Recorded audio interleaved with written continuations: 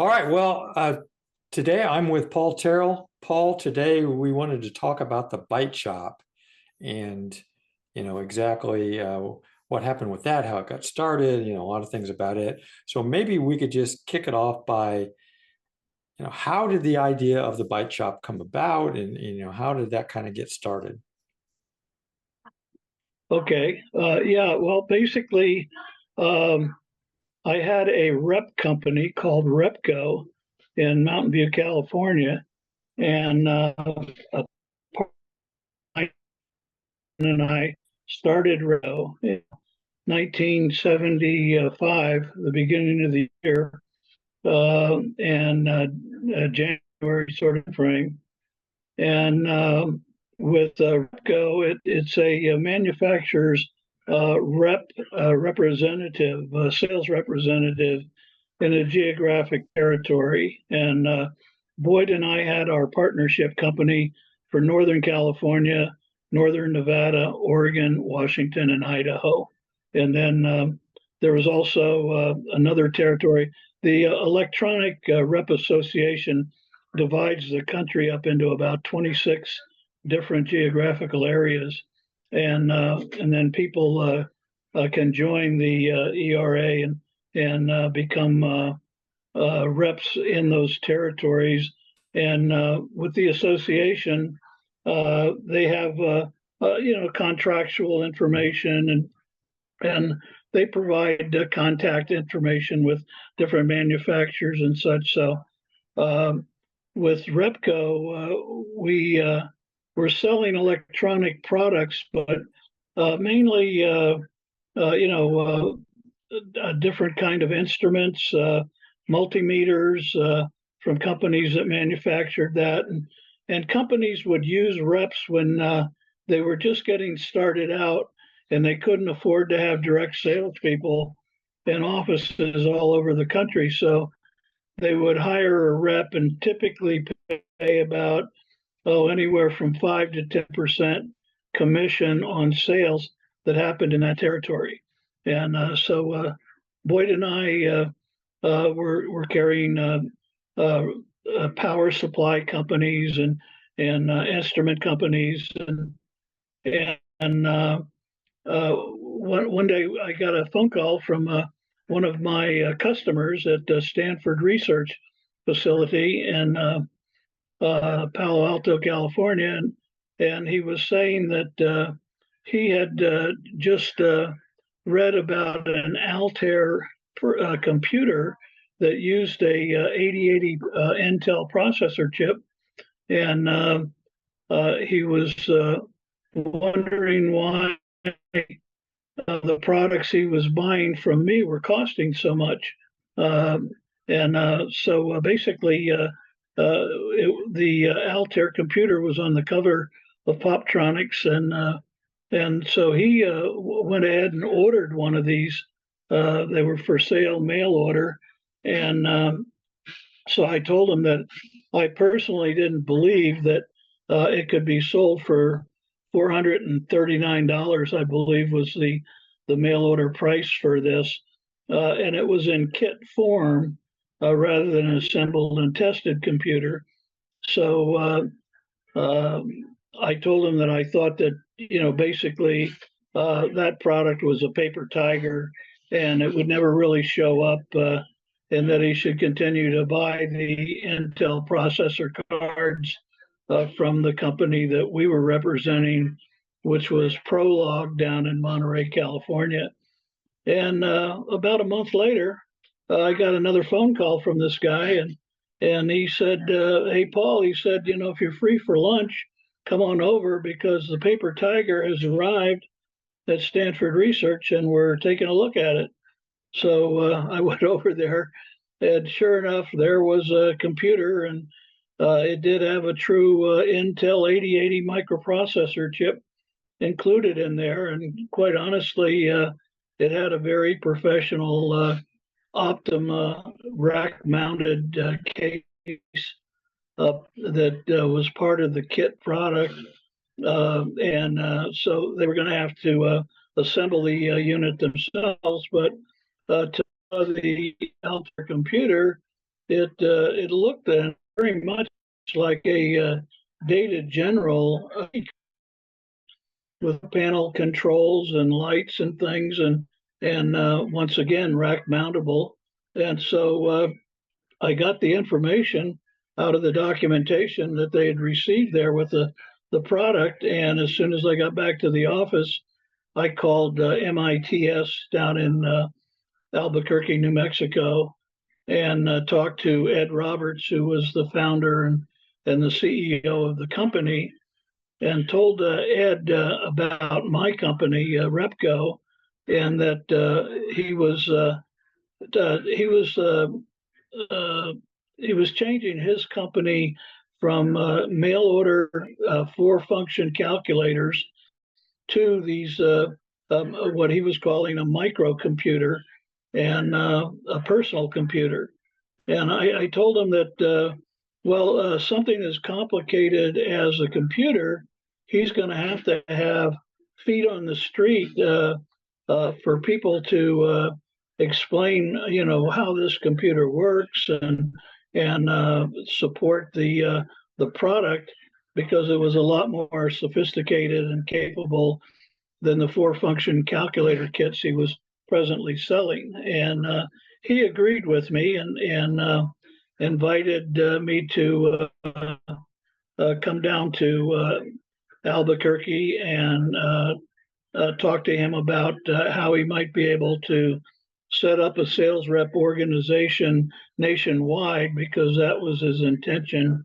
He was getting all kinds of checks in the mail from people all over the country that had read this article and literally were just sending off checks and ordering these kits. And he had a pretty tremendous back order at the time. So Boyd and I contacted some of the reps that sold products like the Prologue and control instruments that we were representing. And we were attempting to get other territories lined up for MITS so that he would have the kind of support that he wanted in the sales organization. And so that's basically how we got introduced to personal computing and the Altair computer. And of course, when we went down to Albuquerque to meet with Ed, Bill Gates and Paul Allen were at the premises. They had a little office on Route 40 going through the center of Albuquerque. And it was just one of those little strip centers that you see with retail stores and offices in. And we sat down with Ed, showed him the contracts, signed up our territory for ourselves, and then gave Ed contact information that we had to bring more reps across the country on board, and gave him some information that made him feel that these people could do a good job for him. And he saw the products we were carrying and how they fit with a personal computer in Altair. So we got the contract signed. We started to represent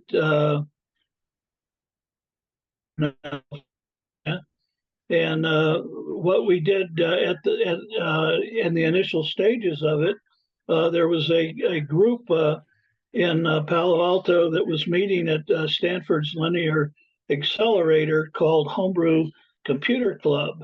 And this was a group of guys that worked in the industry and that we were selling to. So we were interested in joining the Homebrew Club and going to the meetings, and once again, basically representing MITS to the audience there and answering questions. And Paul, so yeah, did the Byte shop actually exist yet? I mean, was that an entity yet? No, no. The Byte Shop didn't exist at that time. It Okay. was just the rep company, Repco, and we had an office in Mountain View, California. We were calling on all of the aerospace companies and universities, in the Northern California Bay Area, as well as Oregon and Washington and Idaho. We would take trips up there to University of Oregon, University of Washington, and once again, anywhere where our manufacturing people had done some advertising, and people would fill out cards and information to get more product, and Boyd and I would show up on their doorstep and show them a demonstration of the product and sell it to them and get our commission. So that's how all of that kind of stuff worked at the time. And the computer stores, there was no such thing at the time. Nobody had thought about doing computer retail because, of course, there was no retail consumer pricing available. There were no computers. There were very few products that were even showing up in magazines or like the popular electronics and so forth. And these the computers that were out there, Intel was just introducing their 8080 microprocessor chip. The first 8-bit computer chip that they manufactured was the 8008, and the 4004 was a 4-bit computer chip, and then they went to the 4040 and the 8080, and that was a more advanced instruction set.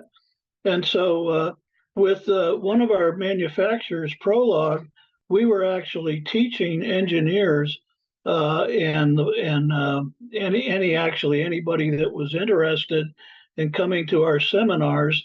Prolog would have seminars on designing with programmed logic design versus the traditional electronic chip designs that were going on by people making products with the semiconductor devices that were out there from companies like Texas Instrument and National Semiconductor and so forth. So the microprocessor was the heart of this thing, and it was really changing the way people were designing products.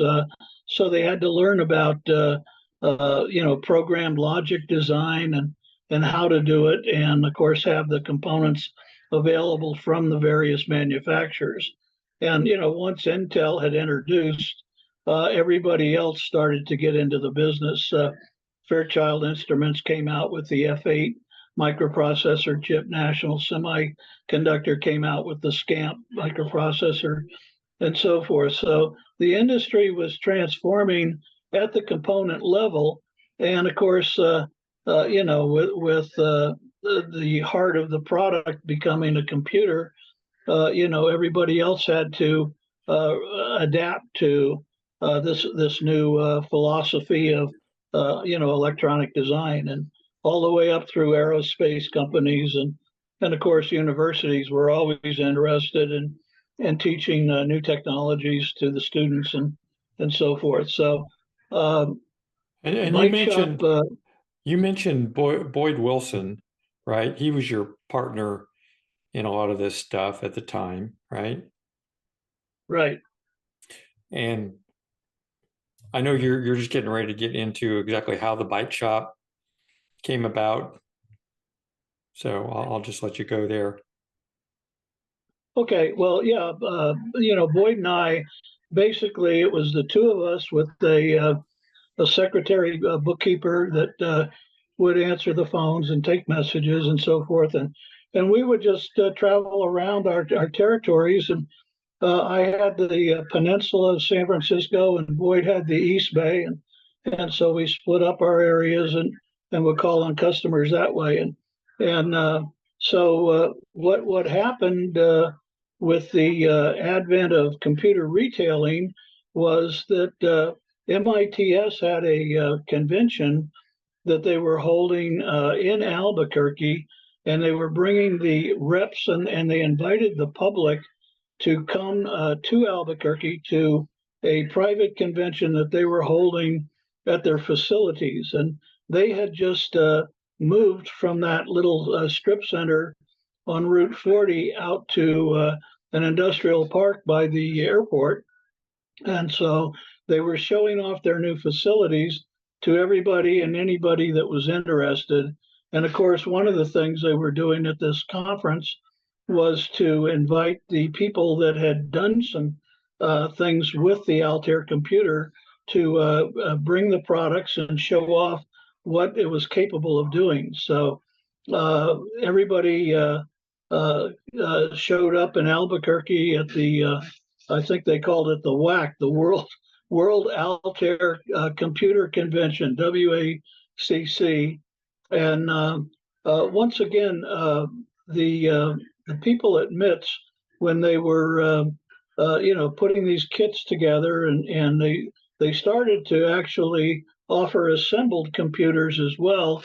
So part of this facility was dedicated to manufacturing Altair computers, but the majority of their sales were in the kits because all they had to do is bag parts and provide documentation to the technicians that were buying these things and the hobbyists and putting them together, and which was a very inexpensive process for them and provided them a lot of profit margin in the kit product. Whereas when they got into the assembly of the computers, that was much more complicated. They had to hire a technical staff that could fix these products and as they came down the production lines. And of course, it took a lot longer to take that check from the customer and provide a product for them. So when we went to the World Convention at MITS, we were introduced to other startup companies that were making products that would plug into the Altair computer and provide other capabilities. A good example of this is a company called Cromemco, which had a color a video card that would plug into an Altair computer, and it was called the Dazzler. And you could actually program color graphics for an application you might have with a Dazzler card. And Heuristic Systems had a voice recognition card that they had provided. So you could see that these hobbyists and people out there were starting companies to create other products to to go with this personal computer.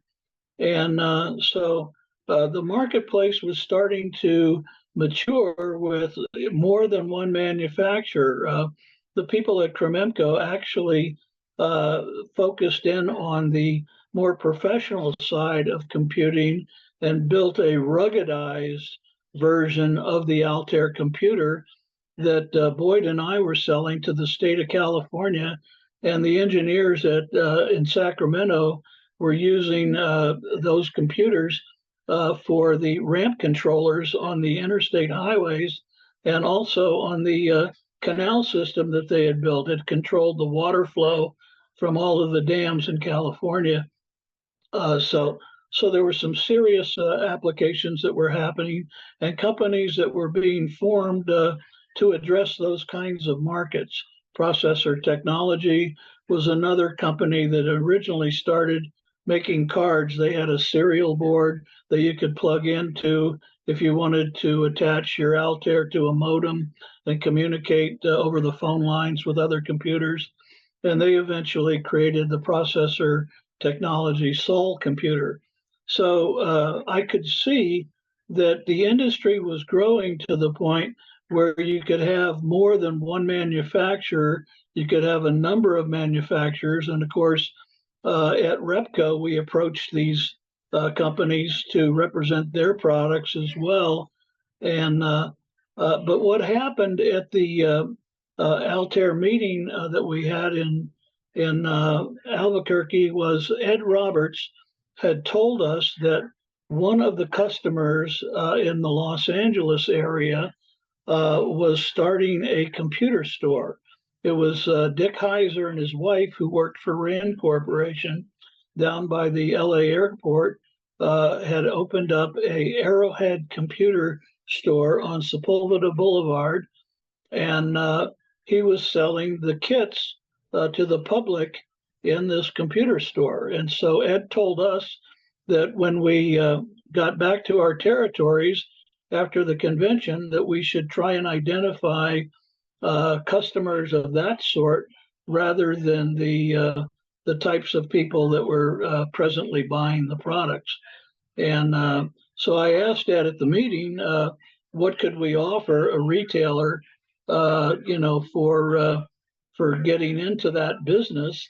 And he said he was giving Dick a 25% discount on his computers. And so that was his purchase price. And the sales reps, we were all getting 5% for all of the MITS products that shipped into our territory.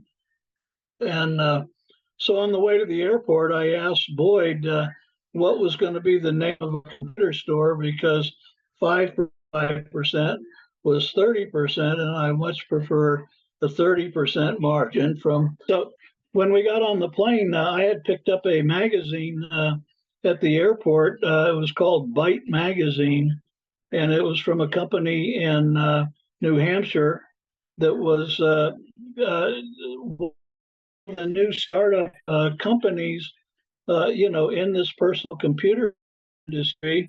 They were in the magazine business, and they were following the hobbyist market. And there were a number of new magazines that were coming out at the time to join people like Popular Electronics, Radio Electronics, which had been around in the CB radio market and addressing hobby and people in electronics engineers and technicians and so forth. And so Byte magazine was on the racks and we should call the store that we were going to start in Northern California the Byte Shop. And people would think that maybe with the magazine, and it would give us some factor for Byte Shop. So that was our plan. And when we landed, it took me about 3 months to go from our Repco office complex to the Mountain View area that had good visibility in retail. They say that the three rules are location, location, and the road that goes from San Jose all the way up to San Francisco is called El Camino Real. It's the King's Highway, and it parallels the Highway 101, which was the connector for everybody that. And of course, it also paralleled the railroad tracks for all the commuters and so forth. So I decided that El Camino Real was where the Byte Shop should be located, and we should find a place that was about 1,000 square feet and had good visibility of the road, so that we could shoot our products, and that's what we found at 1063 West El Camino in Mountain View, California. That's where the original Byte Shop #1 was. I opened that on my birthday in 1975, December 8th, 1975. We introduced the Byte Shop to the world, and that So, I had. so Boyd was your partner in this when you started that, or was he not? Yeah. Boyd, Okay. this was a spinoff of Repco, the rep company Yeah. agreement that we had, and eventually we would incorporate Byte Incorporated, which ran the Byte Shop dealership program that we put together when we expanded the stores. it also encompassed Byte manufacturing because we actually created our own Byte computer compatible to the Altair computer, compatible to the Crememco computer, compatible to processor technology. It's becoming the standard in the personal computer industry. Everybody was designing their products to be plug compatible to the what they called the S100 bus that Ed Roberts had originally designed in his first Altair computer. So we corporationized. We had different operations going, and so we were expanding our facilities as well. We went from Boyd actually ran the rep company once the Byte Shop got started. That in my full time, and so he was hiring other people to go on sales calls in my territory, and plus we had 13 different manufacturers that we were selling products for. But my focus was totally on the personal computer business. I was going to all of the homebrew computer meetings that were being held. And so eventually my office moved from the office in Mountain View of Repco to the Byte. Idea originally was that being in the electronics industry, we would go to all of the events that were happening, and there were a couple of major conventions that we would go to annually, the fall joint and spring joint computer conferences, and those conferences were focused on people that were in the computer industry. These are companies that are in the computer business or needing computers. They would go to these conventions to see what was new and available to them. Obviously, the university people were invited to these shows, and these were shows where you had to pay hundreds of dollars to get admission, and you had to be qualified to even get into the show. So there was no way that the general public had any kind of a show that they could go to. So hence, here's another opportunity for the entrepreneurs out there. There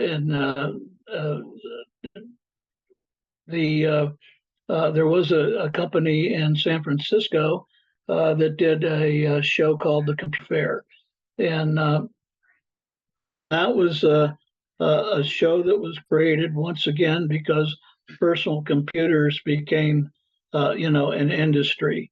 And, so just as there was an opportunity in the magazine business, there was an opportunity in retailing.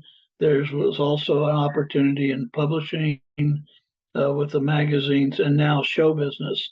Well, for me, once again, since the shows before Computer Fair started, the shows were you had to be qualified and working in the industry to even see the products. It occurred to me that I had an opportunity with the Byte shops, kind of like Barnum and Bailey created this expression called the greatest earth, and it's when it came to town. And so I saw an opportunity when the Byte Shop came to town to create the greatest show in town, which was computers in your Byte Shop, and you could come into the store, you could see the products, you could use the demonstration units, you could have a hands-on capability, and so there was a lot of showmanship involved in putting these stores together because we were trying to educate the general public on what you could do with computers and give them access to them. So that's what was happening in the retail area. And of course, once we started selling the Altair computers to the public and these other companies, we were getting recognition, and the idea of retail. I would have customers come in one day and buy a computer from me, and then come back a couple of weeks later and say they want to open a store. And what was the opportunity for them to be the Byte shop of Campbell, California, or the Byte shop of Palo Alto, and or the Byte shop of Santa Clara. So it occurred to me that this computer thing could become very much like what Radio Shack was doing, their electronics part stores, and the different products they were offering to the public. And at the time, the products that they were offering were pretty much the CB radio was the big thing for computer hobbyists and electronics people. So Tandy Corporation, the parent of Radio Shacks, and they were franchising their stores. They had company-owned stores, and they were manufacturing their own brand of radio products under the Realistic name. So you could buy a Radio Shack Realistic CB unit, or a cassette player or radio. They had their own private label of products, which gave me the idea that bike shops could do the same sort of thing, that we could create our own products there. And obviously, if we're manufacturing the product, we are the manufacturers, so we get to have the profit margins that are associated with that as well in terms of a business opportunity for us. So as the Byte shop expanded, we were also competing with other individuals that would open up their store. They didn't feel that there was a value, and just like anything else, whether you're in the food business or whatever, there's branding out there. So, were you aware of other computer stores that were opening around the country, like Stan Beat, and I know was opening one on the East Coast, I think shortly after you did, and Ray Burrell, the Data Domain here in Indiana, which is where I'm located, so that's why I have an interest there. Were you aware these other ones were opening up, and how did that impact what you were doing? Yeah, it's funny you say that, because a lot of those stores were also being created by the sales reps that were out there, the people that we got into the rep business. They obviously saw what Repco was doing with Byte shops in our territory, and so there were a bunch of other people that from the rep community that opened up stores, and there were computer marts, computer shops, computer all sorts of things, Data Domain, and once again, some of these people actually came to us and wanted to be a Byte shop at some point, and there was.